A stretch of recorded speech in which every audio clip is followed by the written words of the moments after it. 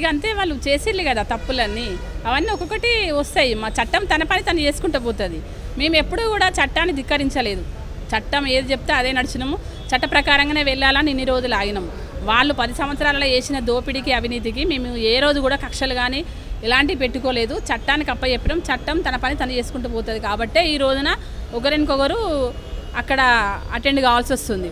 ఒకటే చెప్తున్నా కేటీఆర్ గారు, మీరు చేసే ఛాలెంజ్లకు మీకు అసలు మాట్లాడే అర్హతనే లేదు. ఫస్ట్ ఆఫ్ ఆల్ ఇంకా ఛాలెంజ్ చేయడం అంటే ఇక అంతకంటే అవివేకం ఇంకొకటి లేదు మీలో అని నేను అంటున్నా.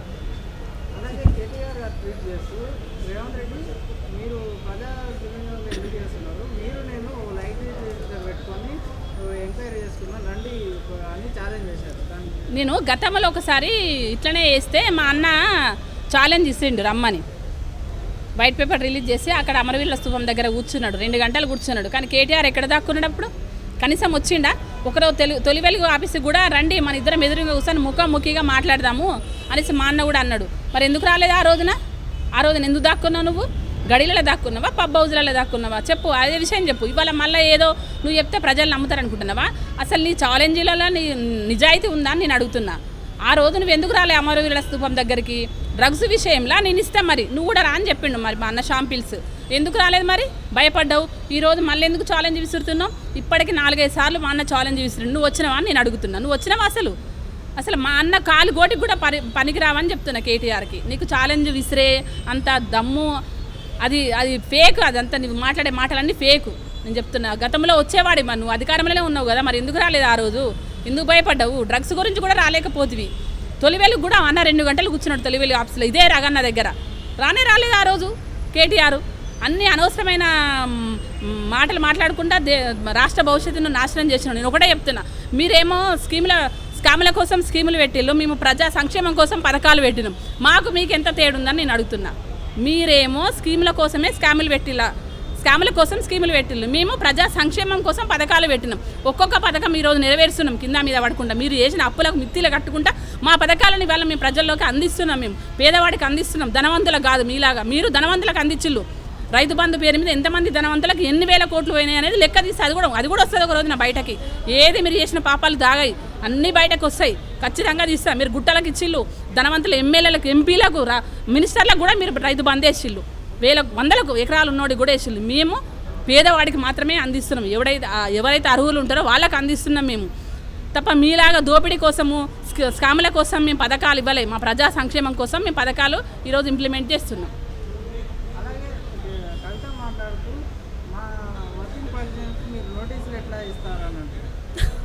మొన్ననేమో అయ్యని కాల దయ్యాలు ఉన్నాయని మాట్లాడుతుంది, మళ్ళీ మా అయ్యనే అంటుంది, మళ్ళీ కండువ మార్చి తిరుగుతుంది. అసలు ఆమె ఏం చేస్తుందో అర్థం కావట్లేదు ప్రజలకి. కవితక్క ఏం చేస్తుందో అర్థం కావట్లేదు. వీళ్ళందరూ ఏం చేస్తే కేటీఆర్ కానీ కవిత కానీ ఒకటే తమ్మి, వీళ్ళు భయానికి లోనయ్యి ఇలాంటి మాటలు మాట్లాడుతున్నది. ఇప్పుడు అయ్యకు మొన్న నోటీస్ ఇస్తారనేసి ట్యాంక్ బండి దగ్గర ధర్నా చేసింది. ఆ విషయం అందరూ తెలుసు కదా. మళ్ళీ ఇవాళ కేటీఆర్ వర్కింగ్ ప్రెసిడెంట్, మా వర్కింగ్ ప్రెసిడెంట్కి మీరు నోటీసులు ఇస్తారంటే మేమెందుకు ఇస్తున్నాం తల్లి? మీకు నోటీసులు ఇచ్చేది ఉంటే మా గవర్నమెంట్ వచ్చిన తెల్లారే మీకు ఇచ్చి మిమ్మల్ని అరెస్ట్ చేసి జైల్లోకి పంపించే వాళ్ళం. మేము నోటీసులు ఏమి ఇవ్వలేదు. మీరు చేసిన పాపాల పుట్ట పగిలి ఈరోజు చట్టం తన పని చేసుకుంటూ పోతుంది. ఆ విధంగా మీకు నోటీసులు అందుతున్నాయని నేను అంటున్నా. మేమే వేయాలంటే, మేమే కక్షలు పెట్టాలంటే నీ అయ్యా, నువ్వు, నీ అన్న ఎప్పుడో జైళ్ళల్లో ఉండేవాళ్ళు కదా. మా చేతికి మేము అటువంటి పాపాలు చేయము. మేము అటువంటి ప్రజా సంక్షేమ దిశలో వెళ్తాం కాబట్టి ఇటువంటి పాపాలతోటి మాకు అవసరం లేదని నేను అంటున్నా. ఏం చేస్తాం? ఏదో ప్రజలను మళ్ళీ మభ్య పెడుతుంది. 10 మందిని పైసలు ఉన్నాయి, సంపాదించిళ్ళు 10 ఏళ్ళల్లో అక్రమంగా ఆర్జించిన ఆస్తులు ఉన్నాయి కదా, అవన్నీ మళ్ళీ ఇవాళ 100 ఇచ్చేసి 1000 ఇచ్చేసి మళ్ళీ ప్రజలను తీసుకొచ్చి ఏదో అయ్యకు మళ్ళీ వ్యతిరేకం అంటుంది. మళ్ళీ అయ్య కండు వేసుకోదు, కానీ అయ్య పాటనే పడుతుంది, అన్న పాటనే పడితే మళ్ళీ గదే. అప్పుడేమో దోసుకునేటప్పుడు అందరూ ఒకటే ఉన్నారు. ఇప్పుడు మళ్ళీ ప్రజలను ఏమార్చడానికి ఒక్కొక్కరు ఒక విధమైన ఏషం వేస్తులు. డ్రామా కంపెనీలో ఏషం వేస్తారు కదా, తల ఒక ఏషం వేసి తిరుగుతుంది అంతే.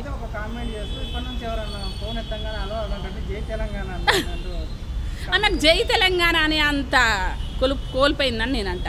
ఆమెను బతుకమ్మను ఒక పేరు ఊరు లేకుండా వేసింది. బోనం ఎత్తుకొని మళ్ళీ ఒక పక్క బోనం చేతులై చేసి మళ్ళీ నెత్తిల గంజాయి ఏదైతే తెలంగాణ ప్రజలకు ఇష్టం ఉండదో లిక్కరు, ఆ లిక్కర్ తట్టని పెట్టుకొని దేశంలో తిరిగింది. బోనం పక్కకు పెట్టేసింది, లిక్కర్ తట్ట పట్టుకొని లిక్కర్ బుట్ట పట్టుకొని దేశంలో తిరిగింది. ఆమెకు తెలంగాణ జై తెలంగాణ అనే అంత అక్కెక్కడిది, అర్హత ఎక్కడిదని నేను అడుగుతున్నాను. నువ్వు మాకు నేర్పేది కోల్పోయినావంటున్నా. తెలంగాణ ఆడబిడ్డలకు నువ్వు ఏం నేర్పించినా కూడా నీకు అర్హత లేదని చెప్పేస్తున్నా కవితకి.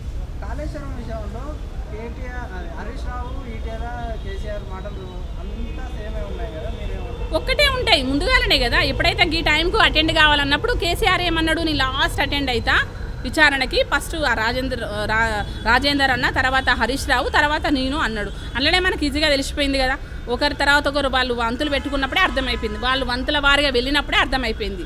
మేము ఆయన తర్వాత నేను వస్తా, ఆయన తర్వాత నేను వస్తా అన్నప్పుడే ప్రజలకు అర్థమైపోయింది. వీళ్ళు మొత్తము కలిసి ఒకటే మాట మాట్లాడతారు. నీ రాజేందర్ అన్న ఫస్ట్ చెప్పిన తమ్మి, రాజేందర్ అన్న కేసీఆర్ పక్కన ఉండేటోడే కదా, కేసీఆర్ ఇంటోడే కదా, హరీష్ రావు అల్లుడే కదా. ఇక వాళ్ళు ముగ్గురు ఒకటి చెప్పకపోతే వాళ్ళు తెలంగాణ ప్రజలకు ఏం నిజం చెప్తారు? తెలంగాణ ప్రజలకు సొమ్ము ఎక్కడ వాళ్ళు మింగింది కాబట్టి వాళ్ళ తెలంగాణ ప్రజల సొమ్ము వాళ్ళు వాళ్ళ ఇళ్ళలు ఉన్నాయి కాబట్టి వాళ్ళు ముగ్గురు ఒకటే అవుతారు. ముగ్గురు ఒకటే అని అందరికీ తెలుసు ఆ విషయం. బీజేపీ బీఆర్ఎస్ లోపల నడుస్తుంది, బయటకు రాజేందర్ అన్న కూడా చూపిస్తున్నాడు. ఇంకా తెలంగాణ జాతిపితాని కేసీఆర్ ఎట్లయితాడని 100 సార్లు చెప్పిన. తెలంగాణకు జాతిపిత కాదు, తెలంగాణ ద్రోహి అవుతాడు. తెలంగాణ అనబడే హిస్టరీ ఒక అంటే రేపు రాబోయే రోజులలో ఒక చరిత్ర ఉంటుంది తెలంగాణకి. ఆ చరిత్ర లోపల కేసీఆర్ అనే వ్యక్తి ఒక ద్రోహి అనేది ఒక సువర్ణ అక్షరాలతోటి అలా లిఖించబడుతుంది.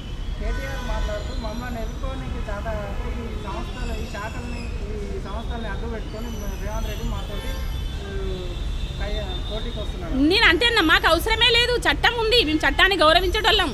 చట్టం ఉంది, చట్టాన్ని గౌరవించడం కాబట్టే నీకు ఇంత టైం వచ్చింది. లేదంటే మాకు మా ప్రభుత్వం ఏర్పడ్డా ఒక్క రోజు కాదు కదా, 10 రోజులలోనే నిన్ను జైల్లో వేయాల్సింది. నువ్వు అన్ని తప్పులు చేసినావు. కానీ చట్టము ఇంకే మేము ఎందుకంటే గౌరవిస్తాం కాబట్టి చట్టానికి అప్పచెప్పినాం. చట్టమే మీ గురించి ఆలోచిస్తుంది, మీ గురించి మీతోటి నిజాలు కక్కిస్తుంది. అప్పుడు మేము జైళ్ళల్లో మిమ్మల్ని వేస్తాం. మా అన్న ఖచ్చితంగా చెర్లపల్లి జైల్లో నీకు ఖచ్చితంగా డబుల్ బెడ్రూమ్ కట్టిస్తాడు. పేదవాళ్ళకు బయట వాళ్ళు స్వతంత్రంగా ఉండాలి. మీరు దొంగలు, ద్రోహులు, తెలంగాణను దోచుకున్నాం ద్రోహులు కాబట్టి మీకు చెర్లపల్లి జైలే కరెక్ట్. అందులోనే మీకు డబుల్ బెడ్రూమ్ వస్తుందని నేను అంటున్నా.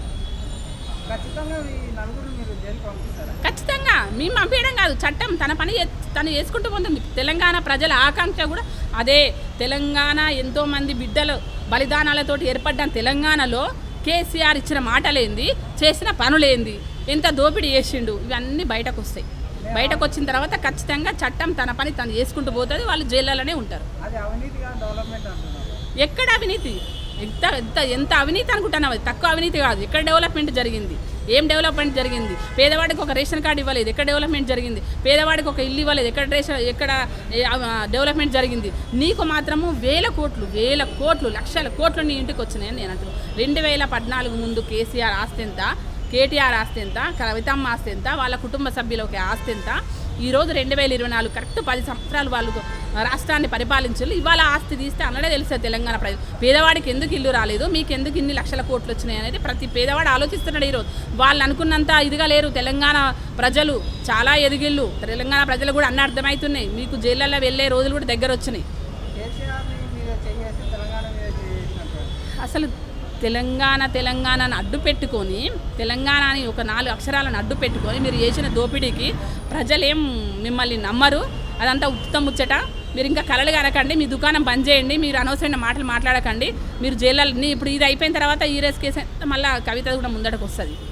మళ్ళీ ఇప్పుడు ఫోన్ ట్యాపింగ్లో అందరు పోతారు. నేను చెప్తాను కదా, ఫోన్ ట్యాపింగ్ ఎంత ఘోరమైన నీచమైన చర్యకు వీళ్ళు ఒడిగట్టిల్లు అనేది తెలుస్తుంది. అన్ని నిజాలు కక్కిస్తుంది చట్టము. ఖచ్చితంగా చట్టం తన పరిధిలో తను పనిచేస్తూనే ఉన్నది. వీళ్ళు అనుకుంటున్నారు ఏదో ఏ మార్చుదాం అనుకుంటున్నారు, కానీ ప్రజలను ఏ మార్చినా ఏం కాదు, అటు చట్టాన్ని ఏ మార్చినా ఏమి కాదు. వీళ్ళ పప్పులు ఏముడితే వీళ్ళు చేసిన పాపాలే ఉన్నాయి అక్కడ. ఇంకా పప్పులు ఎక్కడ ఉడికితే అని నేను అంటున్నా. Subscribe us and press the bell icon for more interesting updates.